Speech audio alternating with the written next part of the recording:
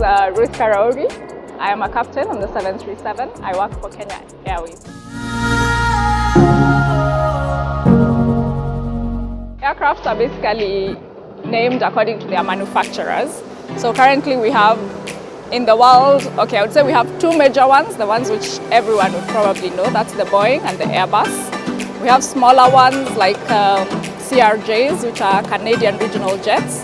We have the Embraer, like the one behind me here, which is Brazilian. But I think most lay people would know the Boeing and the Airbus. So when you join the airline, you will join the smallest aircraft there is. And you'll work your way up the ranks. So you'll start as a second officer, who will have one bar. A lot of people usually ask me what the bars mean. So you'll start as a second officer on the Embraer. You'll have one bar on your jacket. You go through your training. If you're successful, you'll graduate to a first officer. You'll have the two bars. So you'll be a first officer on the Embraer for a period of time. Then you'll move up to the 737. Then up to the 787, still as a first officer. And now once you get there, then you start your command training, which is how you become a captain. So once you do your command training, you become a captain, then you will come and command the Embraer again. So it's basically like you work your way to the top, then come down and work your way to the top again as a captain. So the captain is the one who will have the 4 bars that you see.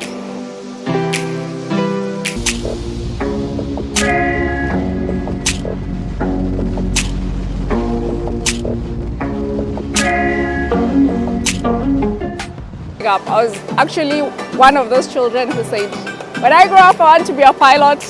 And the teachers would ask in class, what do you want to be when you grow up? And I'd always be pilot.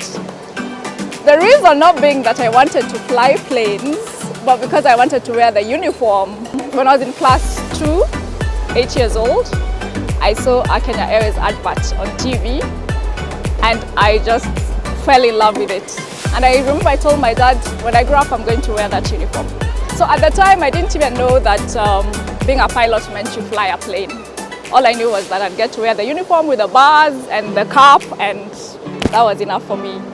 So, and then now progressing on, now you find out what the career is about. I love to travel, so it fit into my personality of travel.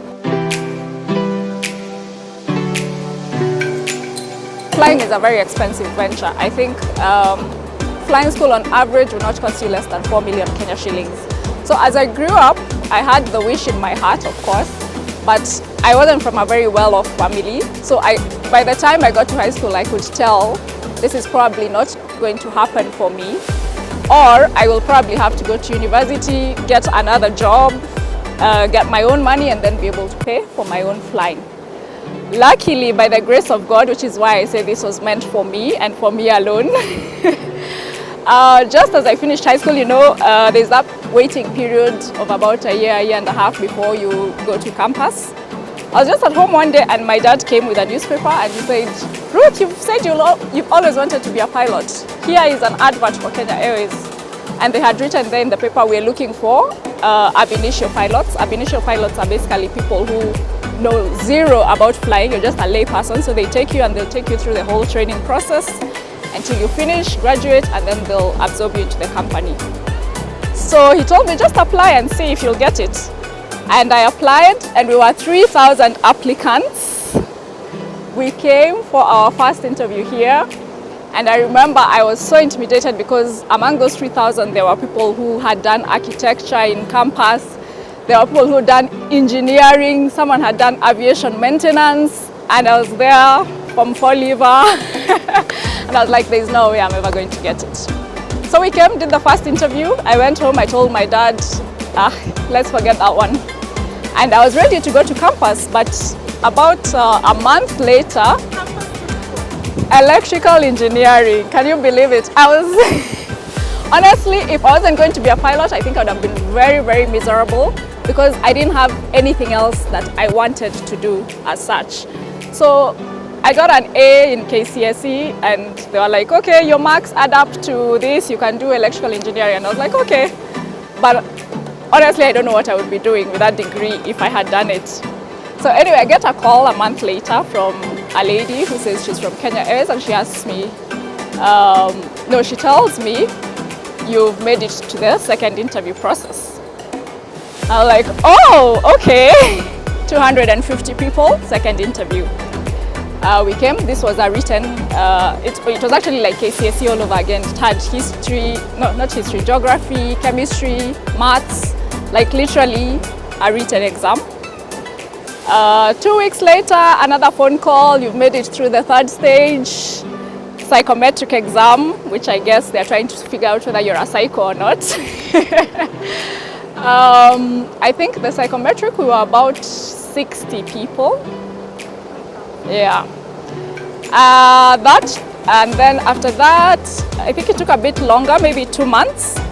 And then this lady calls and she asked me, do you have a passport? Of course, I did not have a passport. I'm like, and it was very early in the morning. I remember I was still in bed. And the first thing she asked me is, do you have a passport? And I'm like, what? Because she did not say she's from Kenya or anything. So I told her, no, I don't have a passport. Then she tells me, well, then you better get one immediately. And I jumped out of bed and I ran to the kitchen to tell my mom, and she's like, what do you mean? I'm telling her, we have to go to Nyayo house, we have to go to Nyayo house. I need a passport. And so she told, of course, after all that, she told me, yeah, you're among the 15 who've been selected. You're going to go to Addis Ababa for your training. So please make sure you have a passport and drop it, a copy of it with Kenya Airways within the next, I think they gave us 3 weeks. Nyayo house, we all know who is going to get a 2 months later, I was on a plane for my first ever time. The whole village came with the hired matatus to the airport to see me off. And I went to Addis.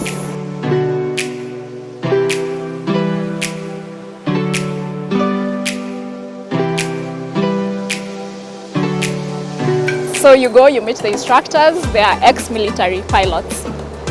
And I remember the first question the instructor asked me is, do you know how to ride a bicycle? And I said no. Then he told me, you can't fly.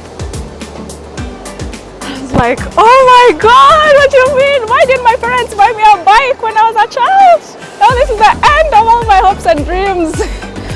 But turns out he was wrong, because I learned how to fly, and then I came back and learned how to drive a car.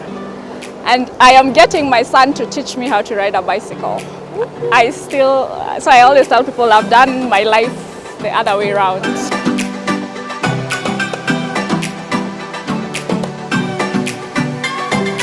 Before I even get to the flight, I had this unfounded fear, or I always thought to myself, oh my God, what if I am afraid of heights? Because I don't know, I might get in there and panic and then it's all over. So that was my biggest fear before my first flight. There was quite a bit of ground school before we actually got into the plane. I think we did about 4 months. And then you get your flight. I almost felt like I was going on a joyride. It did not even feel like a lesson. And it was almost like sightseeing. And it's like, look down here, you can see the runway, look, we're going this way. So for me, my first flight did not feel to me like it was a lesson. And then after that, of course, now first I know I'm not scared of heights, so I'm like, yay!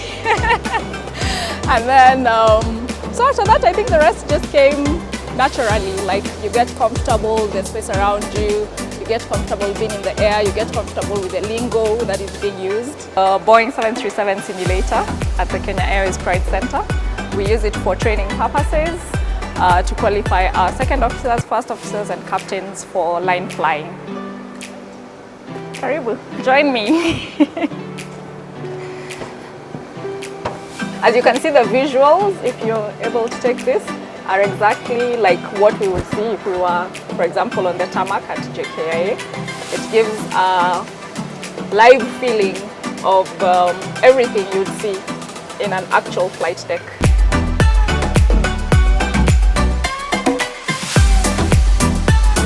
Yeah, I would say probably I am less excitable than I was back then. I am more confident in my abilities. I trust myself more. Probably also because the company has decided to trust me with $1 billion piece of equipment. Because once you get into that plane, it is you. Once the doors are closed, as a captain, you're the one in charge of the plane, of the people, of the cargo that you have in there. So I think that vote of confidence from the company my family as well. It has just made me so much more confident in myself, and hopefully my confidence projects onto other people.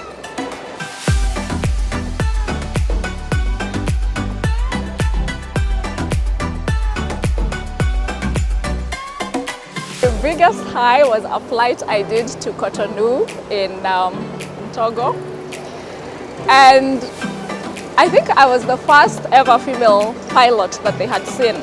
So when we checked into the hotel, they actually called dancers to, it's like the president had come. There were dancers all over and they were so excited and they were trying to carry me on their shoulders. And I was like, oh my God, I feel like royalty. So that was definitely a high for me to show them that women can do this as well. And you still get that a lot, even as you're walking through airport terminals, you'll find U-turn heads. Of course, because I'm beautiful as well.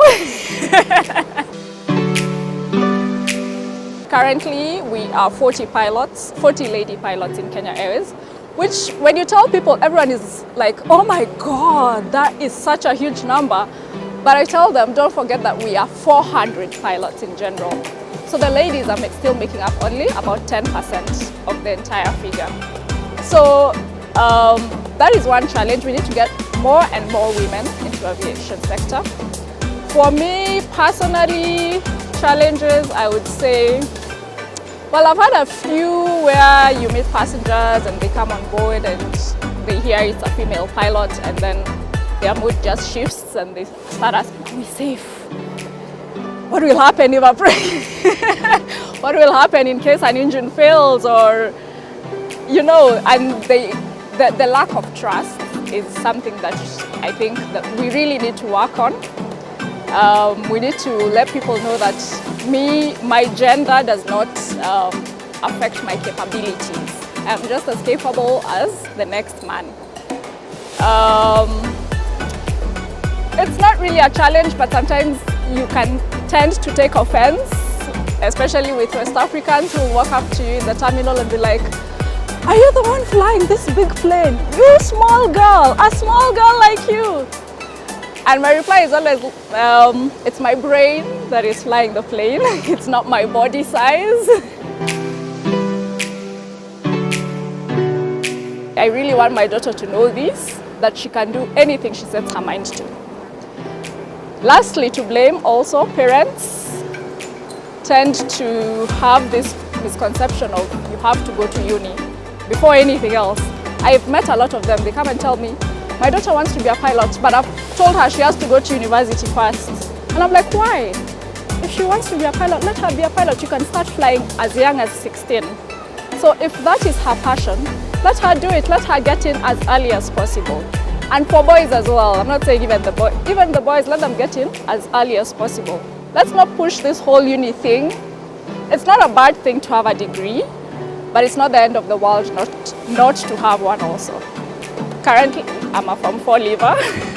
I never went to uni, but the level of skill and the license I have now, I can go to a uni and do a master's degree. I don't have to do the undergraduate course. So let them fly. Let them see me on TV. I know that they can do it.